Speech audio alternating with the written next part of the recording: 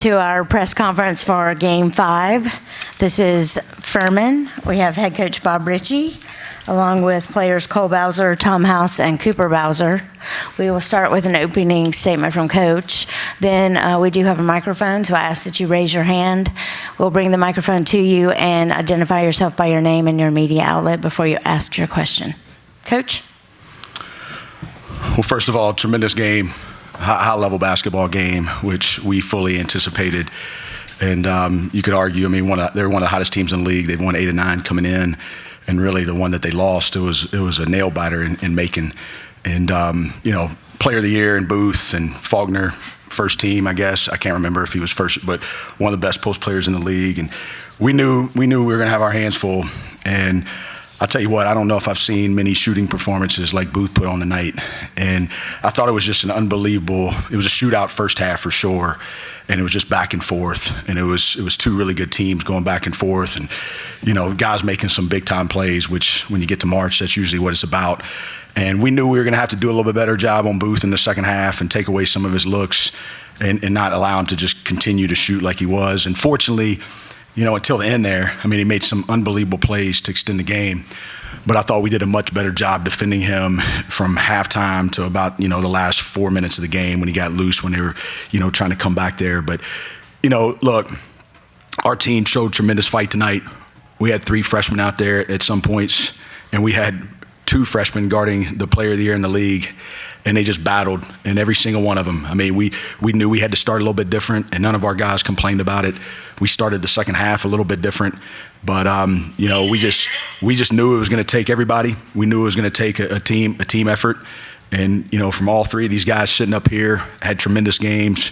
Tom House was phenomenal tonight, just made play after play, and then hit clutch free throw after clutch free throw. I thought Coop was tremendous and just did a bunch of good stuff. 6 for 12 from the field, 14 points. And, Cole right here, I mean, for 2 months he thought he was redshirting. Now you're on the podium, after a quarterfinal win. Yep. Because he goes, he gets 7 rebounds and has 10 points and 4 for 4 from the free throw line and hit some huge free throws there late. But you can go all the way down. I mean, Bob Franklin, the defense that he played, I mean, the toughness that he played with, and to hit that 3, and then he had a beautiful back cut there from the top of the key. You can just go all the way down the line. Alex's great start. I thought Chuck Johnson played with some toughness.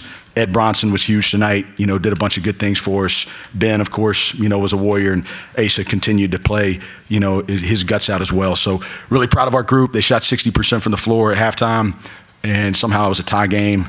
And then we held them to 40% in the second half. So glad we tightened up the defense a little bit and earned the victory.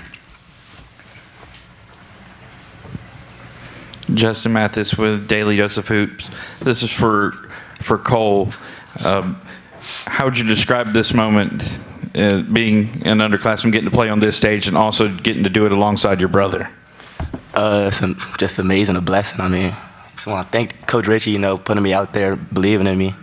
And I just went out there and did the best I could, believe in God, believed in my teammates. My teammates believed in me. And it was just, got out there, got the dub, got it done. It was amazing.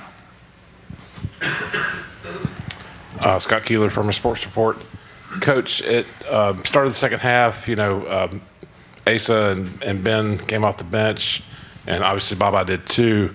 And even though they didn't start the second half, after a little bit of a rough first half, I thought the contribution they made when they came in there was huge. It got you kind of going in the second half, so to speak, and kind of rode the momentum the rest of the way, I thought. Can you speak to how they did off the bench?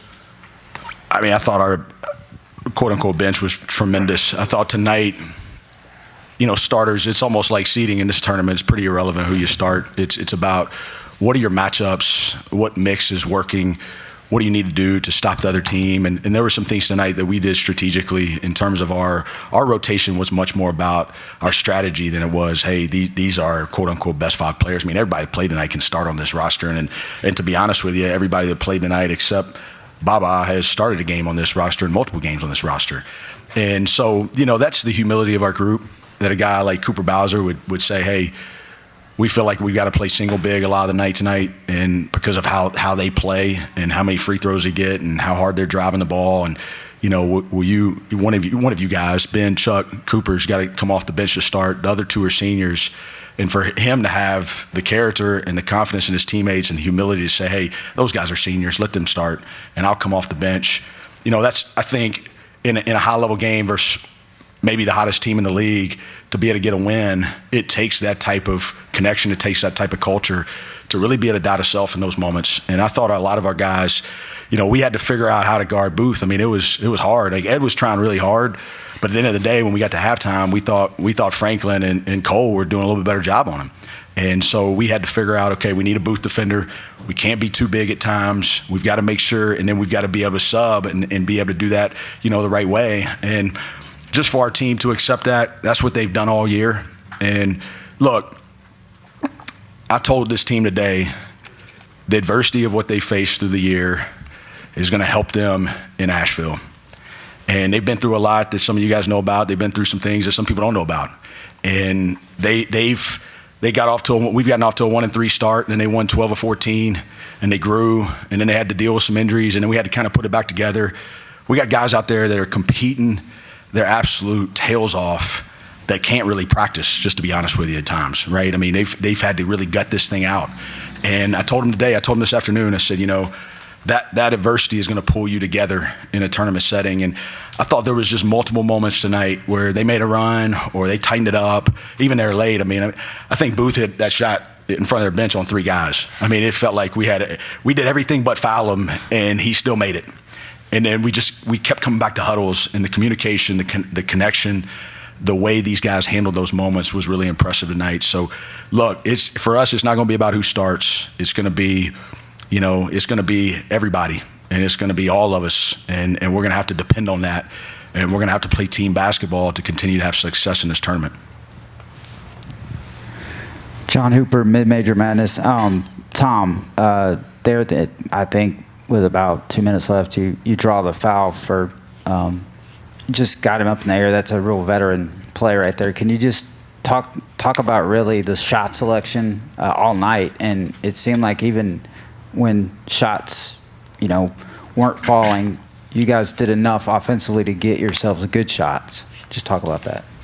Yeah, we just talk about staying on the rails, so that means just staying in our offense, keep running good offense even when they go on runs. That's the biggest thing that helps stop runs. Like, if you just come down in transition and start jacking shots, that can spark even more of a run. So we had a couple stretches of that, but I think our team did a great job. Everybody talking to each other, staying composed, and just staying in the offense.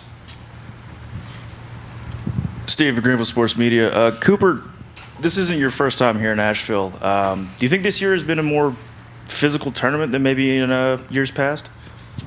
I would say that a lot of the post players this year in the SoCon are very physical.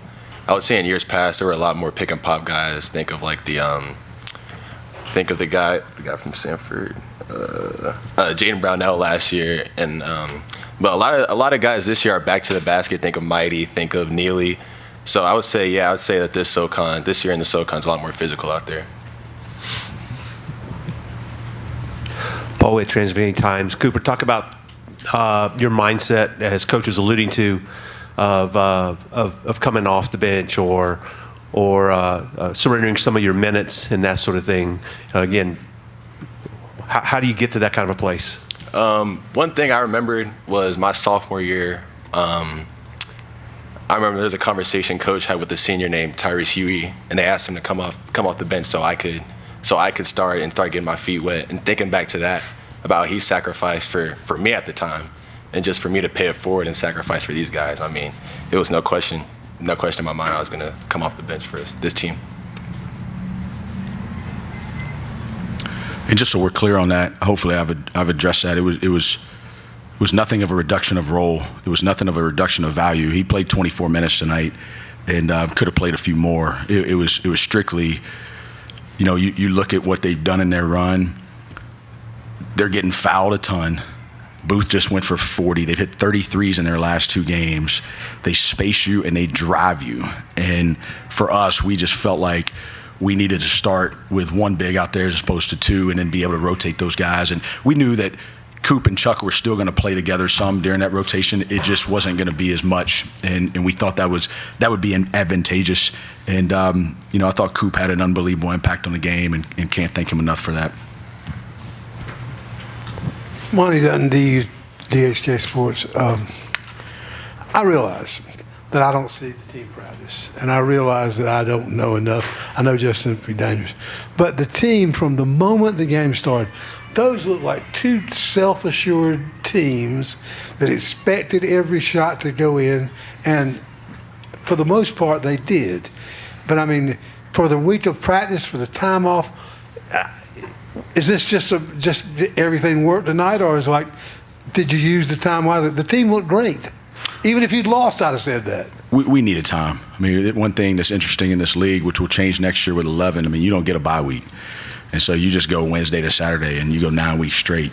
And for us, we've had some guys, like we've alluded to, that we feel like if we're smart with them around practice, that we can get them to games. And because of that, we haven't been able, I mean, we got multiple guys that they play in games, and then they don't practice. And then they play in a game, and then they don't practice. And that's what we have to do at this time of year to get them to the game. And so we knew that like a week off, I mean, we just haven't had much time. And, you know, to be able to take off Sunday, to be able to take off Monday, and to be smart with those days. But I'll tell you this, I do think we had 2 of our best practices of the year this week. And I thought that was a credit to our team in terms of understanding that we had to be a little bit creative with it, and we had to be smart with it. But we had to be able to set the edge, and we had to be able to set the tone. And, you know, tonight, you look at it, I mean, we won the paint by 12. We won the second chance by 9. We won the free throw line. That's a little bit of a side because they were beating us up on the free throw line, especially in the first half. They were plus 10. They had to foul us a lot there late, so that's a little bit off there. But we knew we were going to have to come out here and play with some toughness. And look, it's hard to survive a performance when a player goes for 34 on you and he hits 8 threes. I mean, come on. You know, I mean, you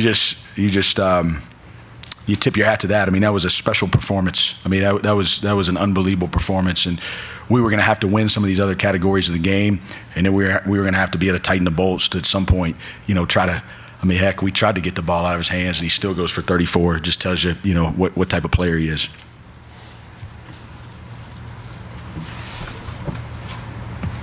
One more question from Scott. Cooper, with what Jaden did in the first half, you know he's going to be able to focus in the second half. How did you guys down low make sure that didn't set Dylan Faulkner to go off? Also a very good player, but y'all kind of held him in check as well as holding Booth in check as best you could in the second half. Faulkner, he's an amazing player. First team all conference for a reason. He plays so physical, and he's just a force down low.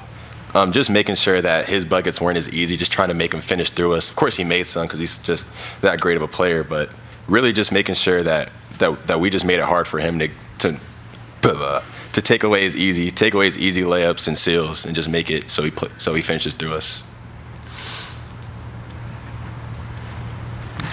Thank you.